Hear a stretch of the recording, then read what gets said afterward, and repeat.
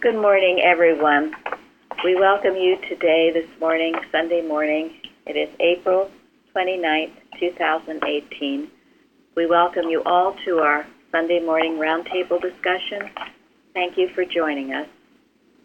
We are recording from the Plainfield Christian Science Church Independent, located in the United States of America, Plainfield, New Jersey. Okay. Our topic today, everlasting punishment. Everyone's favorite. But before we get into it, Florence, would you lead us in our morning prayer? Sure. Mrs. Eddy's prayer given at the Massachusetts Metaphysical College. Oh my God, I offer as a consecrated gift upon thine altar a heart dedicated to thy service, lips speaking only words of charity, love, and truth, thoughts striving to be only the true thoughts of the mind of God. Help me to endure unto the end, strong in the faith, powerful in the truth, all the influence that I can bring to bear, all the force of tongue or pen that is mine, I offer in thy service. May heaven help, consecrate, and accept. Thank you. And then miscellaneous writings, page 279. We today in this classroom are enough to convert the world if we are of one mind. For then the whole world will feel the influence of this mind, as when the earth was without form, and mind spake, and form appeared. Okay, our golden text this morning, Acts. Repent and be baptized, every one of you, in the name of Jesus Christ, for the remission of sins, and ye shall receive the gift of the Holy Ghost. So Jeremy and also Florence wrote on the forum about that. I'll let you start with that. Go ahead, Jeremy. Okay. Well, it reminded me of in Pond and Purpose, where Mrs. Eddy wrote, quote, "The baptism of repentance is indeed a stricken state of human consciousness, wherein mortals gain severe views of themselves, a state of mind which rends the veil that hides mental deformity," end quote. And it also reminded me of last week, where it said, "All the ways of a man are clean in his own eyes, but the Lord weigheth the spirit." So these things just got me thinking about how before I thought I was doing right and everything around me was wrong. But coming here and learning about Christian Science, I see that the change needed is in myself, and I can actually do something about that. So it's really wonderful to go from being a victim to having dominion. Thank you. Sometimes it's hard to see within ourselves what's wrong, what's the problem. That's why in Psalms, the psalmist says, "Cleanse thou me of" what? Secret fault. Thank you. Good prayer to pray every day. There were so many things I was doing wrong, had no idea that I was. Because what makes them a secret? To They're whom? not uncovered. You don't recognize them. Yeah, they're just unrecognized by me.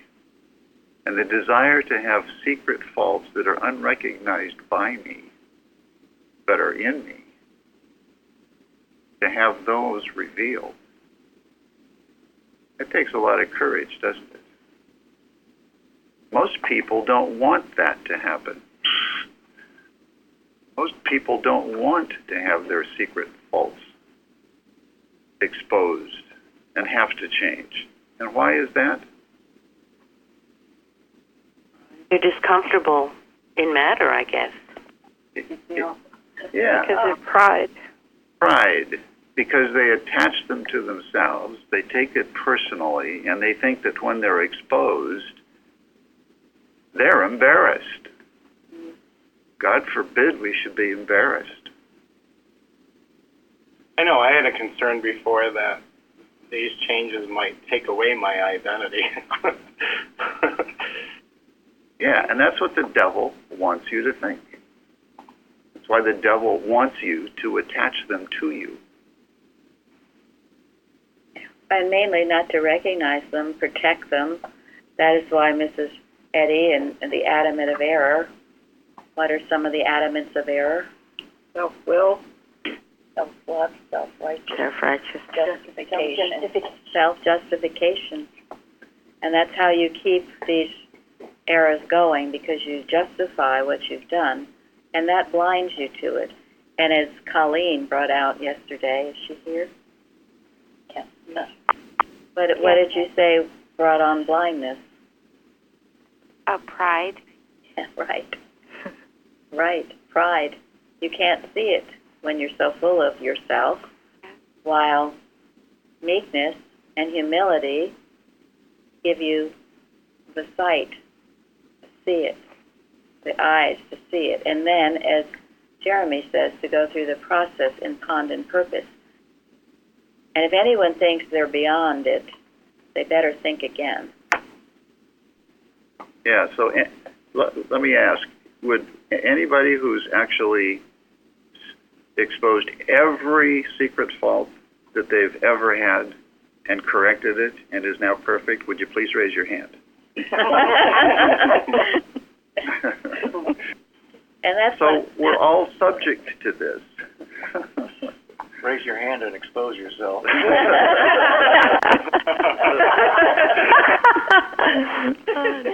Well, we are on the phone. Nobody raised their hand. Yeah, no one raised their hand at this table. So we're all, and this is a constant process. It's not something you do and then you're over it and you've reached nirvana or whatever it's called. It's a constantly cleansing yourself of that, those secret faults. So, and if you have someone loving enough to point it out, Suzette says, who is telling of the foe in ambush? And when you have someone lovingly enough to tell you, she also says, listen and what? Obey. Obey. Listen and be wise. Wise. Wisdom. But it's very hard to do. I understand. I mean, originally when I came here and people pointing out my faults, I was madder than a hatter. or I would go sulking and crying for weeks. Whatever. I did not take it in the right spirit. It took a long time. But one thing I knew that I was miserable. And I knew I had to be doing a lot of things wrong. And that, I always went back to that. So no matter how I fought, no matter how I justified, I am a good person. My motives are good. Whatever I did, I was obedient to God. That was my justification, and I believed it. And because of that, it hid my secret faults until finally Mrs. Evans beat me up enough that it began to chip away at me. And the bottom line was, Mary, you're not so perfect. You know that. You know that much. So maybe you better listen and be wise. You know this can only bless me. Yes. It can only bless you. So you're saying that you was hiding behind goodness? Yes. The mask is goodness often. Human goodness. And I had a great deal of it, and that's why Bignell Young says that can be the most difficult to heal. I mean, that's why Mary Magdalene was so repentant. She knew she'd done wrong. But when you're humanly good, you don't see it. Think you're doing right. A real goody-goody can be very offending to other people. It certainly can. Thank you, Fairly. But in their mind, they're good. So. In their mind, they're good. In the meantime, the corpses are falling all around. Oh gosh. So we are going to discuss, and I want you all to start thinking about it now.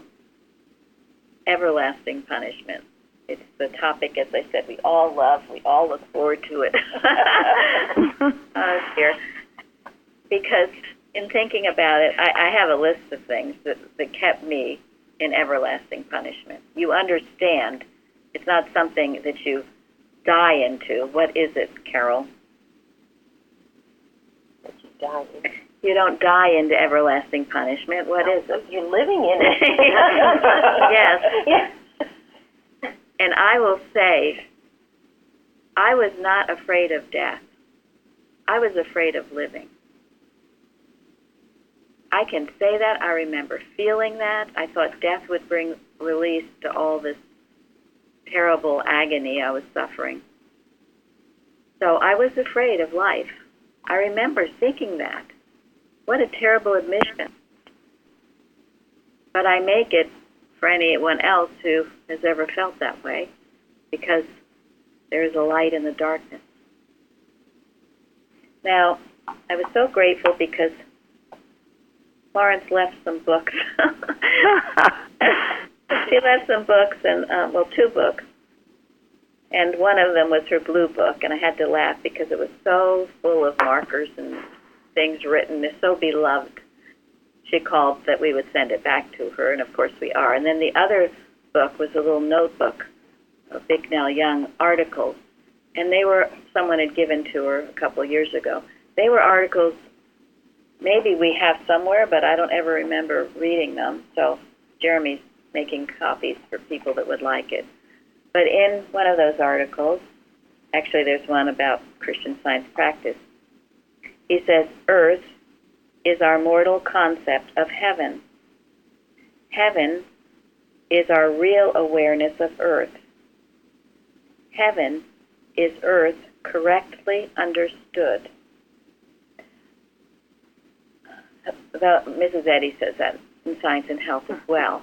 But the point being, you can either have heaven on earth, here and now, or you can experience hell on earth and what would seem like everlasting punishment. So I will start off. One of my everlasting punishments I indulged in was self. My life was all about my life. The more I thought about myself, the worse things got. When I went to a practitioner, it was all about getting my healing. I always thought about my body, my home, my family, my dog, my car, whatever else. It was all self-centered. I realize now that was everlasting punishment. That was pure hell. Because the more you think about yourself, what? The worse off you are. You get deeper into it. You get deeper and deeper into it. The more problems you have, your kids go haywire, you don't get along with your husband, your finances go to hell. Mrs. Eddy says, 14. Gary, you can read it. Or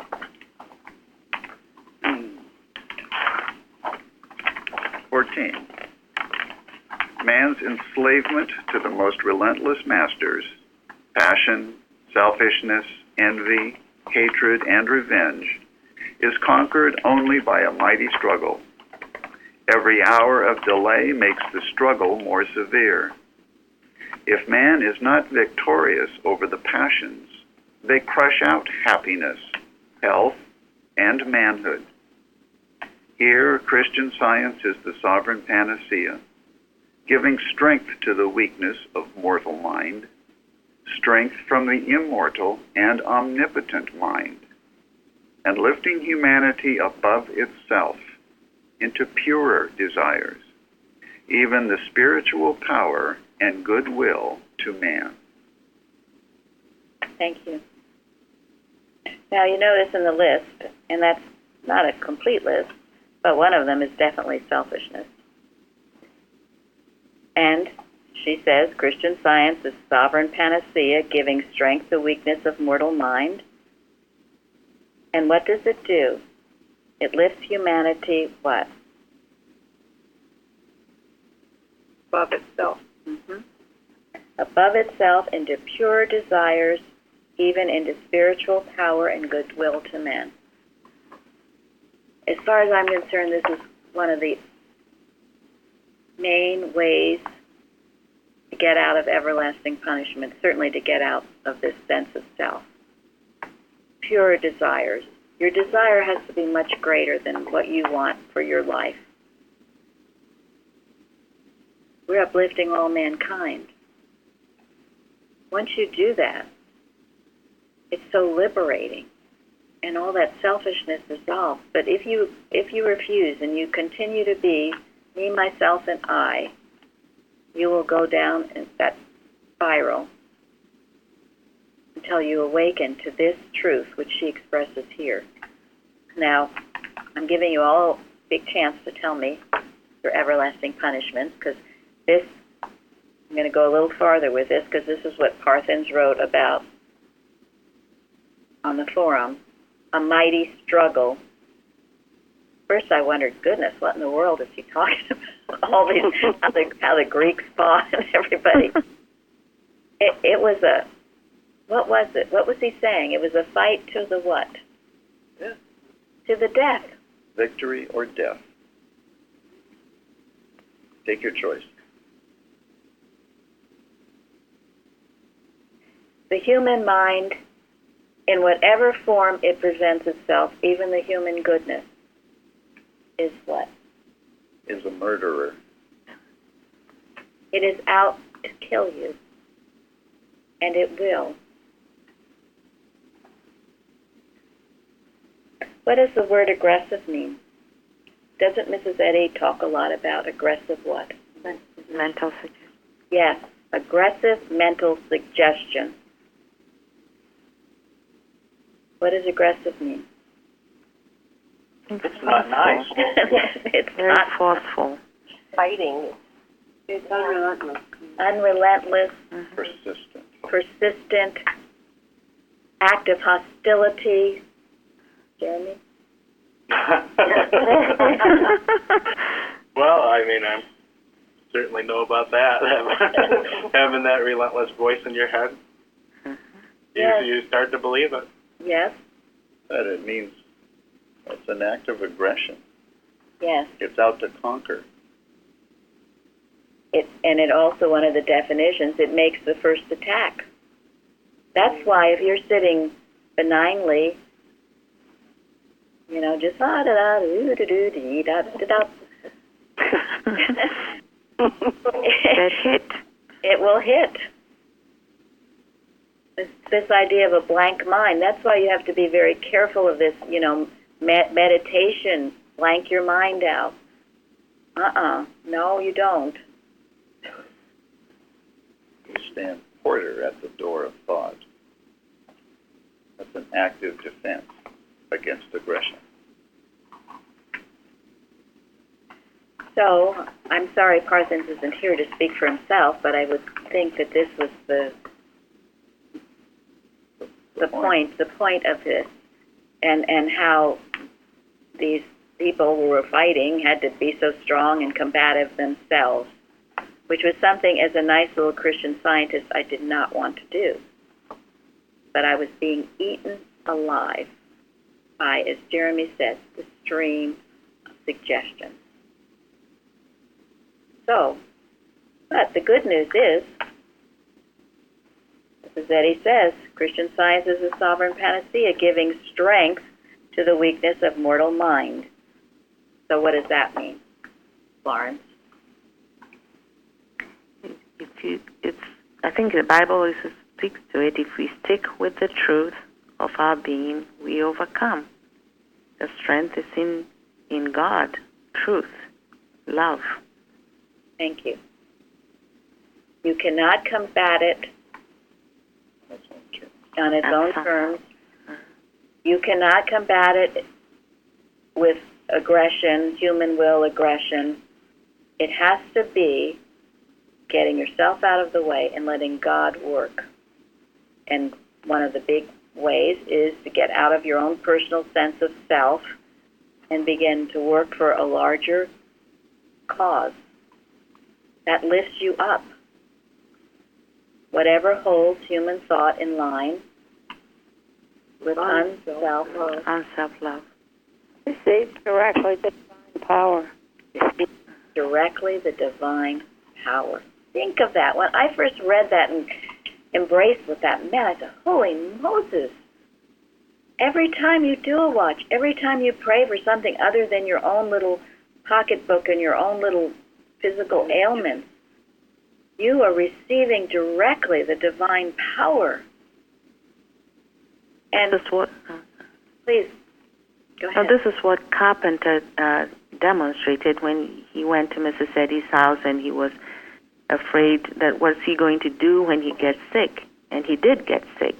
And what did he do? He prayed for everyone. He just took thought off himself and just prayed for everyone.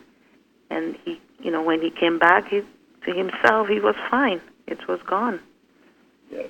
Thank And you. what's your favorite quote from Fidelity article? Right. Mrs. Go ahead, Bruce. Too soon. We cannot turn from disease in the body to find disease in mortal mind, and its cure in working for God. Mrs. Evans gave that to me when I first came here, and that was, as they say, a life changer. So, and whatever you're doing, as we've talked about, it's not just doing this specific work for church. Whatever you do, you should be working for God. It's all for the glory of God. If you bring it to your office, you bring it to your home, you teach it to your children, the classroom, wherever you go, you live it. And you will find yourself rising up out of what seems to be the torture of the human mind. Okay, now it's your turn. Anyone else would tell me everlasting punishment, how they've experienced and what you do to get out of it is the most important of all. And being nice. That was my big thing, being nice. I wanted people to like me, and I just was going to be nice. And I remember Mrs. Evans telling me, are you pleasing person or are you pleasing God? And that woke me up. It took a long time to get out of it, however. But that was it. Who am I pleasing? And when I really, really determined to please God and to speak up if I needed to and to do what was right, that was the big change. Thank you. And she has And as changed. a result, you blessed the people around you more than you would have had you tried to please them. Well, ditto for me. I'm a people pleaser, I admit it. But I have to say, the struggle, to come here and start the struggle, it's a relief. It's a relief. And we're so relieved to have you here. I'll ditto that. I know. We call Linda and Shardy the two angels. Well, I have always tried to be a perfectionist, and that's been a real struggle because I would beat myself up if I would make a mistake. And through coming here, I'm learning it's important to, look at your mistakes and don't be embarrassed and make the right changes. And there's no such thing as human perfection. And that's blindness and pride. And so, you can't be afraid of being judged. No one really judges you, and I'm learning that here. There's just love, and it gives me more strength to just, move forward and face my fears, and, don't worry about being so perfect. That's not the goal. thank you so much. Wanted to add one. The inclination to get offended is a real everlasting punishment item. Until I finally learn that, the earth is the Lord's and the fullness thereof, and if something happens, didn't go the way that I wanted it, it's not for me to get offended over. Because after all, God is working His purpose out.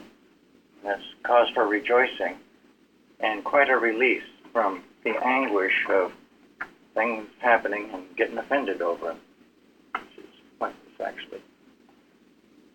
Yes, and taking offense. You don't get offended.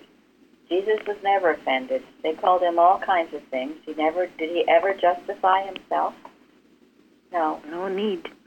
No need. No need to, no. If you're right, there's no need to say anything. And if you're wrong, there's also no need to say anything. If you're wrong, you better not try to justify Dive all deeper. Yes. So, I guess. Go ahead. I guess for me is just remembering past mistakes and just trying to free myself from the tormenting of, oh, you shouldn't have done that, or that's why you're here in this situation now, and trying to accept God as my Father, that He loves me, and I find that I'm still struggling a little bit with it, accepting God's love, and it's all tied up with whatever went on in the past, and to me that's the big boogaboo there that I have to have to come to accept God's love for me. Thank you. Yes, and God requires the past. It's something we have to give it to Him. You see, when we're disobedient, because God requires the past is over. When we continue to indulge in thinking about the past, we are disobedient. Therefore, the punishment starts. Goes on anyway. Goes on. This is where our obedience and obeying the first commandment is our answer. Because all these things we talk about are disobedient. Being nice is disobedience. You're not being honest, for one thing. You're covering. We call nice a four-letter word here, as you know. You're covering up. And I found, because that was my goal in life, to be nice and please people. I put myself way out on a limb because I wasn't true to myself, and no one knew who I really was. Gary used to drive Gary quite crazy because he didn't know who I was. I was always, whoever I was talking with, I agreed with. You just can't do that. You cannot do that. If you don't agree with someone, you've got to say that. It makes life miserable. It is. Carol is right. It's everlasting punishment. You cannot be nice. It's disobedient. You're not honest. You're a hypocrite. It's a lot of awful things under the guise of nice. And the reason it's a mess is because it's all personal. God is not in the middle of it. That's why every relationship we have, mother, son, husband, wife, parent, every relationship we have has to have God as the basis of it. Otherwise, it's going to be a mess, and it's going to cause everlasting punishment. Until you put God in the middle and make God the basis of the relationship, you're not on solid ground. You're on quicksand. That's why Christian Science is the sovereign panacea. It is the truth about who we are and our relationship with one another. We are brothers and sisters. Period. God is our master. Period. On that, you've got solid footing. You've got the way out of every problem you've ever faced.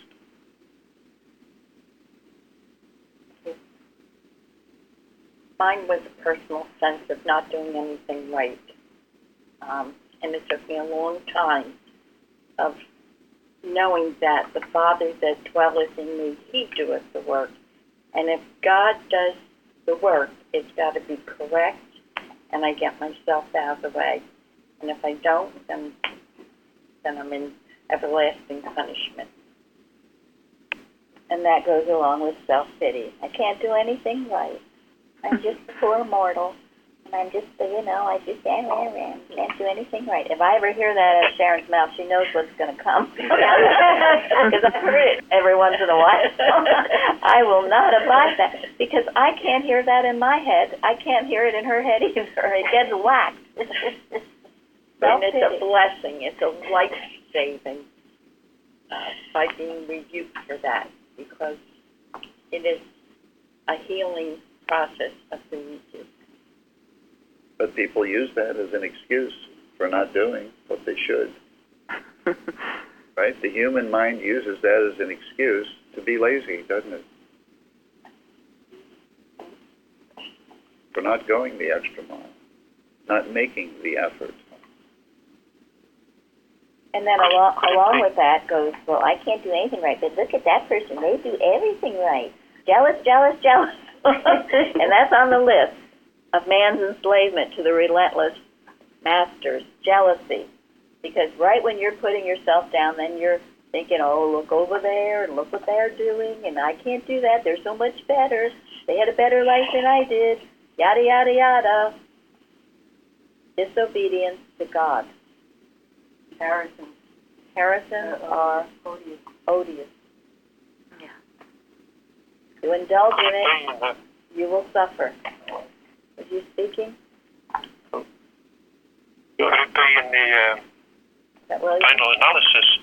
It's a choice of integrity, because people volunteer which side of the cross they wish to be on. So you can go to the infinite treadmill to oblivion and dance the drama solid of self-enslavement, or you can just obey God. It's a choice. Right. The person themselves volunteers, and if you wish to specialize in taking umbrage in attaining the state of victimhood, you have to take that, you have to reach out and grab it.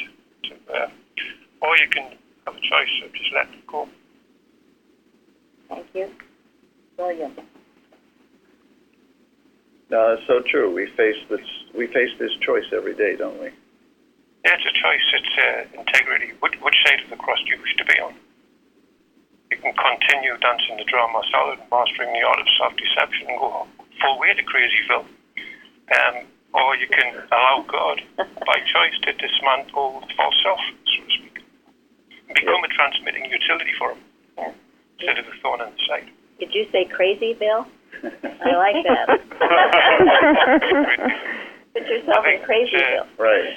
If you've achieved halfway to Crazyville, it seems to be the popular trend seems to be complete the course and go full Crazyville for some reason.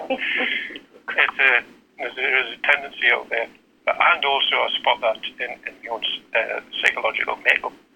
But this being nice thing, I guess it's nice to be nice. It's nice to be nice, but what's more important is to be effective. Right. Being nice is interesting, but being effective is important, and that would be to try and get aligned with a superior kind of deity, for want of a better word, or God. Perhaps. Could it be? Mm-hmm. Well, I have noticed, you watch, you're absolutely right. A nice person is never effective. They get nothing done. That's true in politics, too.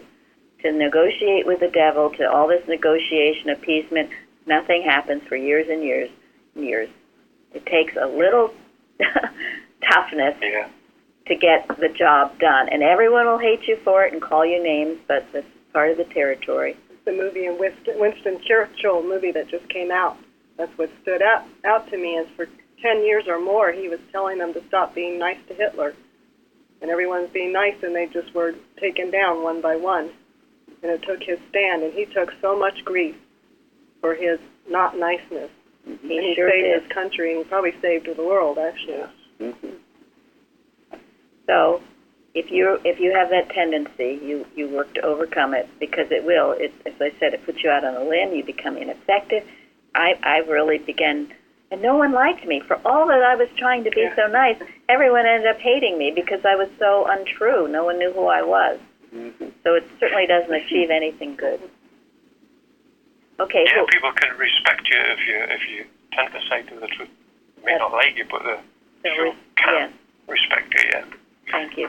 Resentment, one for me. Withholding resentment. Thank you. That's very painful and very exhausting. Yes, it is exhausting. You go round and round with the injustices that you have endured.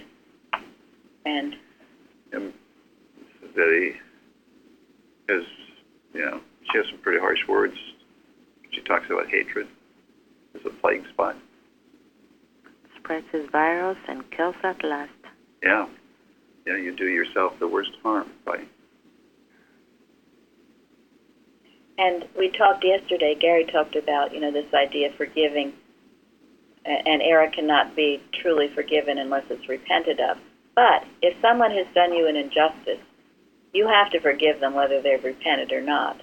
And I want to make that clear. You have to forgive them in your own heart. Why?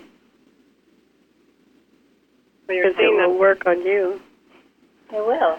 Yeah, you're the one suffering if you hold it. Yes, I've heard it say that resentment is frozen hate. So if it's frozen hate, you're not getting anywhere. You're just going down. That's it. Yeah, Thank you. That's a good one. I like that. Frozen hate. Right.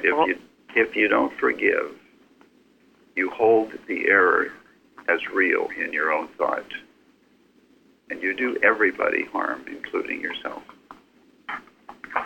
That's why the second daily duty is so important.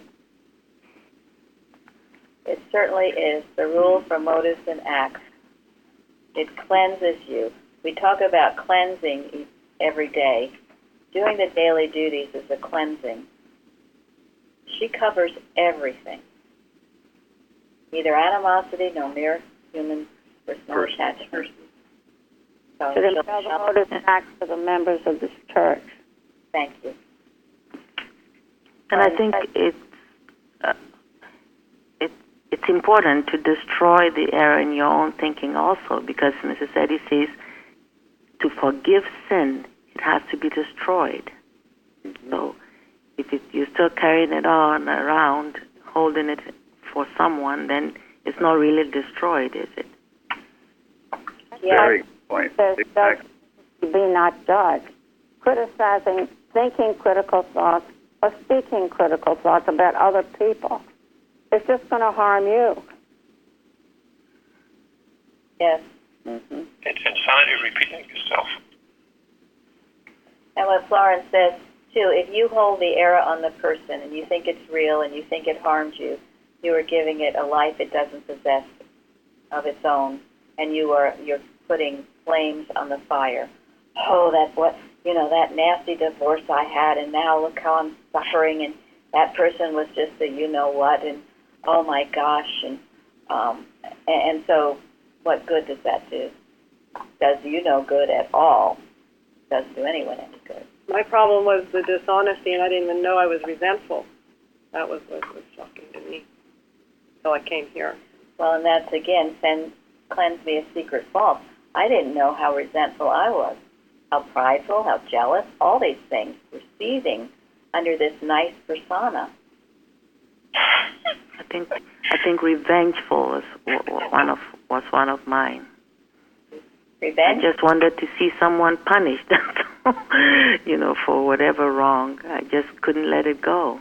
Yeah, right. Justice, right? That's right. I believe it's a maxim in law that the true remedy is forgiveness. Yeah, I don't know if you can speak up. We're having a little trouble hearing you, William. Oh, sorry. I believe it's a maxim in law that the only true remedy is forgiveness, and if people have a tendency to go for revenge, it's a dish best served cold. And you better dig 2 graves and get 2 spades. Right. You need remedy. 2 spades. So what does the lesson say about vengeance? Vengeance is mine. It's mine. Yeah, Right. it is. doesn't mean we have this horrible vengeful God, but it means there are laws in operation. And if you disobey those laws, you will suffer the consequences. So if someone did you wrong, they will suffer. Sooner or later, it will happen. Just leave it alone. As Mrs. Eddy says, that will be far worse than anything you could have done to them. But if you hold it in your heart, yes, everlasting punishment. Another thing I wanted to mention, too, is this idea where people try to control each other. You see it in relationships. Often it's a man toward a woman, but it can be the other way. In our case, it's you controlling me. Most definitely. I'm doing a very good job of it. Well, poor Gary. I know, he's long-suffering and kind. All right. So, well, you see, this time I will take a man. How does a man exercise his control over a woman? Money. Thank you. Putting them down? Thank you. Most definitely. They'll put you down. They'll call you names. They do it in public humiliation. They'll always make, and this is vice versa, the woman, these are all the techniques I use on Gary. We're just kidding, of course. Yeah, please, we're just kidding. So, putting them down in public, saying, controlling the money, guilt, yes. Or some control even what you wear. Yes. How you look, telling you how to look or act. Lose weight. Making decisions Enforcing. without including the other person. Making decisions, yes. Suppressing freedom of choice and pressing buttons. Yes, suppressing freedom of choice. They always make the decisions where you're going to have dinner, what movie you're going to see, what color the house is going to be. It's a domination. And if it goes unchecked, it's a form of everlasting punishment. It's a very toxic relationship, and eventually it will lead to one or the other getting seriously ill or other things. So what do you do about that? You become an enlightened man and the wife is always right. You become an enlightened man and the wife is always right. You could make a bed and do a few dishes. Well, the wife is always right doesn't work either. no, we're just joking here, but You have to speak up. yes. You have to do something. These are breaking your chains. You cannot endure it in silence. You've got to do something. And if you don't do something, as I said, down the road, there'll be something very worse. This was something Mrs. Evans always talked about, and she saw it with the male dominating the woman. Usually they don't want you to go to church. They make fun of your religion or what you're doing. And it's some of it is trained. This dominating male, but women can do it too, vice versa. So it's a form of everlasting punishment, and it's best to break those chains early on than to endure them. And God will show you the way there. Anyone else on everlasting punishment? I think mine was sense of false responsibility with my family and my children, and feeling I'm responsible for them, and feeling guilty if it doesn't go the way I think it should. And so I've been learning to just leave them to God and put them on the altar, and that's the biggest thing. And I'm still learning it. But I've come a long way. Yes, you have. And because of that, you see the blessings come. Once you learn the lesson and have truly turned around, then things begin to change. But this isn't a process of a day or a week or a month. Sometimes it takes years. You're continually tried. But we have to rejoice and be glad. As we've talked about, the warfare with oneself is grand. You handle it day by day.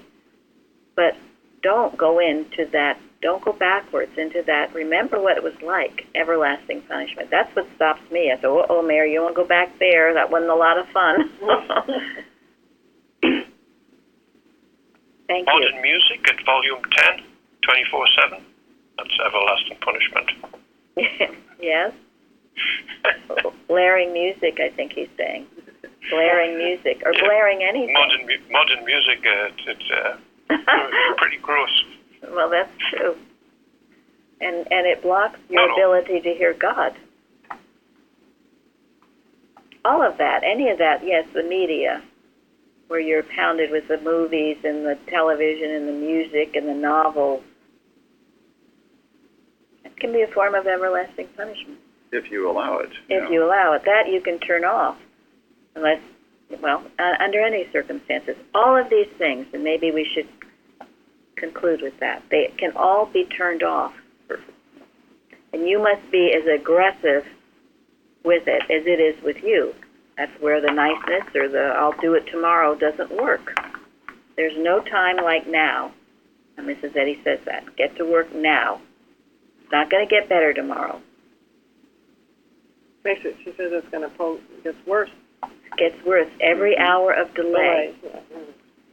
And as Ronald Reagan said, if not now, when? And if not us, who? So we're going to end on, in Collected Writings, there's an article called Overcoming Death.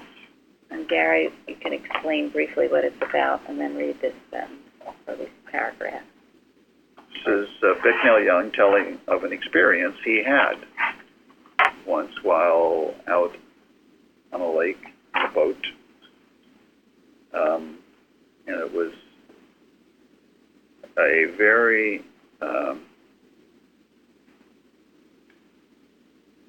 instructive experience, because he, in a storm, he was thrown overboard and drowned.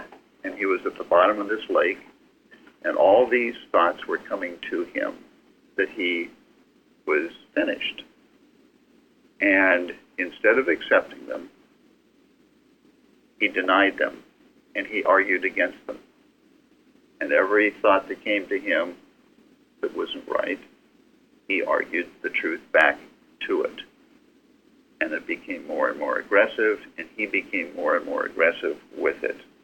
And it said even though he thought he led a pretty good life, the voice said, oh no, you're a terrible person. It brought back every sin he ever thought he ever did. It was relentless.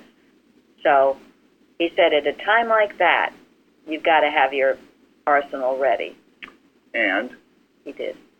30 or 40 minutes later, he shot back up to the top of the lake and was rescued. And he explains, how did I get the best of this error? By being bigger, better, stronger than it was. It was just another question of dominion and control. It talked, I talked. It claimed dominion, I claimed dominion in his name.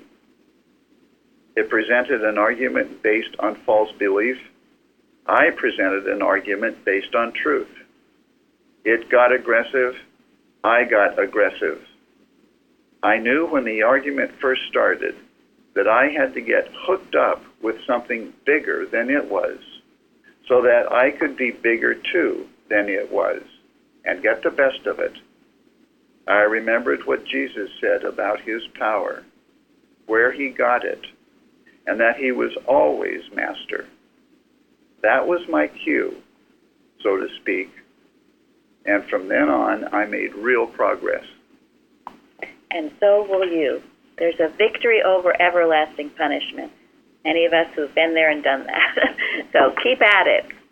And we will go on now and have a powerful service. And thank you all for joining us and all of your comments. Much appreciated. Thank you. Thank you. Thank you. Thank you.